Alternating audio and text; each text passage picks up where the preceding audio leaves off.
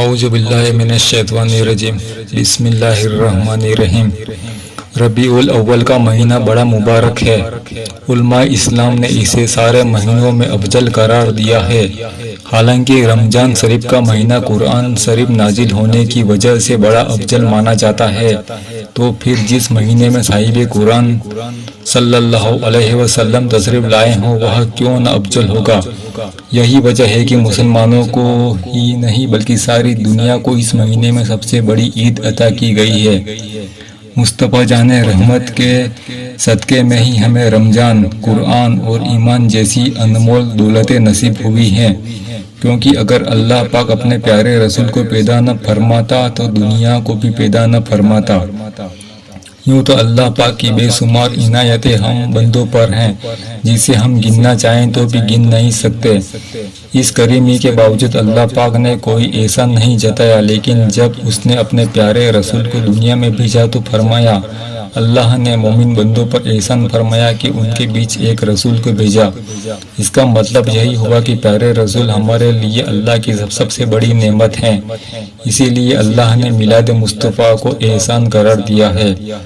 یوں تو ہمارے آقا صلی اللہ علیہ وسلم اللہ کے آخری رسول ہیں، لیکن یہ بھی یاد رکھنا چاہیے کہ زمین، آسمان، عرش، کرسی، جنت، دوزخ، یہاں تک کہ سب سے پہلے اللہ پاک نے اپنے نور سے اپنے پیارے نبی کے نور کو پیدا فرمایا، پھر آپ کے ہی نور سے سارے جہان کو زینت بخشی۔ اسی لیے حضرت آدم سے لے کر حضرت عیسیٰ تک سبھی نبی و رسول آپ کی تعظیم کرتے اور آپ کی عظمت کا خطبہ پڑھتے ہیں۔ معراج کے سفر میں سارے نبیوں رسولوں نے آپ کے پیچھے بیت المقدس میں نماز ادا فرمائی اور آسمانوں پر آپ کو مبارکباد پیش فرمائی۔ قرآن پاک میں جگہ جگہ آپ کو نور کہا گیا ہے، کیونکہ اللہ پاک نے آپ کو اپنے نور سے پیدا فرمایا۔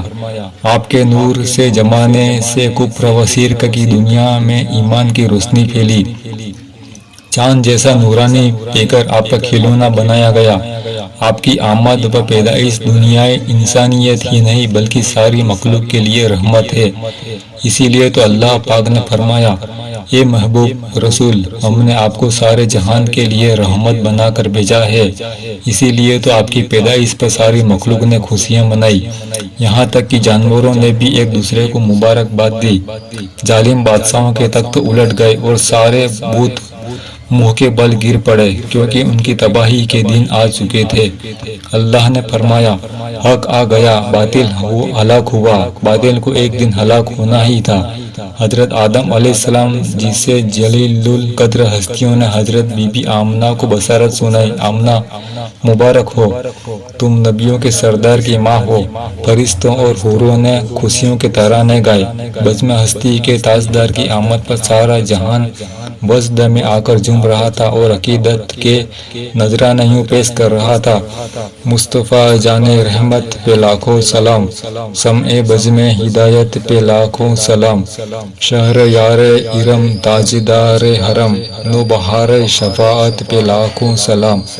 جس سہانی گھڑی چمکا تے باغا چاند، اس دل افروز ساعت پہ لاکھوں سلام۔ صلی اللہ تعالی علی محمد صلی اللہ تعالی علیہ وآلہ وسلم۔